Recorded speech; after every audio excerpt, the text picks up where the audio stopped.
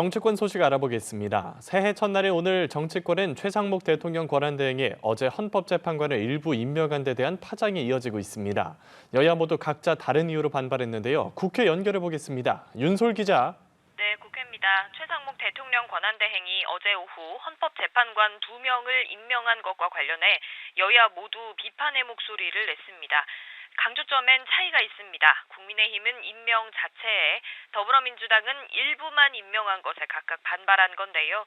국민의힘 권영세 비상대책위원장은 오늘 기자들과 만나 굉장히 유감이란 입장을 밝혔고, 권성동 원내대표도 최 대행의 임명이 독단적이었다고 말했습니다.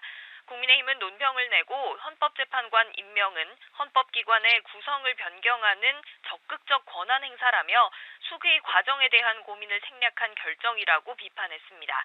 반면 민주당은 최 대행이 마은혁 후보자의 임명을 보류하면서 여야 합의가 있어야 임명할 수 있다고 거론한 점을 문제 삼았습니다. 이에 대해 민주당은 헌법 어디에도 여야 합의란 표현은 없다며 국회의 권한을 침범한 반헌법적 행위라고 반발했습니다.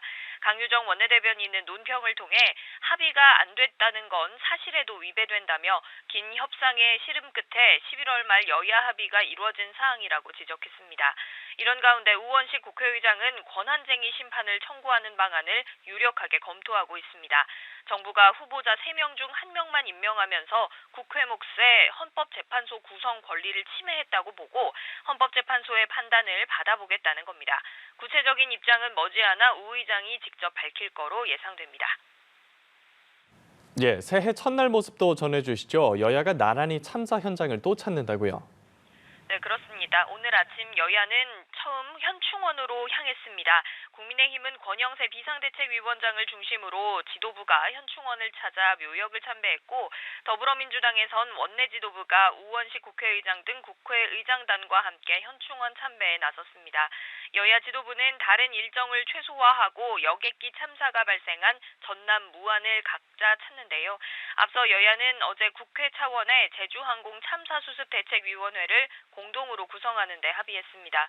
국민의힘 권성동 원내대표는 통합대책위에 참여하는 당 TF 위원들과 오후 현장을 방문할 예정이고요. 어제 국회 본회의를 마친 뒤 다시 무안으로 내려간 민주당 이재명 대표는 계속 머물면서 나흘째 현장을 살피고 있습니다. 대형 참사 발생으로 여느 때와 달리 정치권의 신년 메시지도 위로에 초점을 맞추고 있습니다. 권영세 비대위원장은 신년사를 통해 유족의 슬픔을 보듬는 일에 지원을 아끼지 않겠다고 밝혔고, 이재명 대표는 형언하기 힘든 아픔을 겪고 계실 유가족분들께 깊은 애도와 위로를 표한다고 말했습니다. 우원식 국회의장은 신년사에서 깊은 위로의 말씀을 드린다면서 국회는 비상계엄 사태의 조속한 수습과 국정 안정을 위해 최선을 다하겠다고 다짐했습니다. 지금까지 국회에서 연합뉴스TV 윤솔입니다.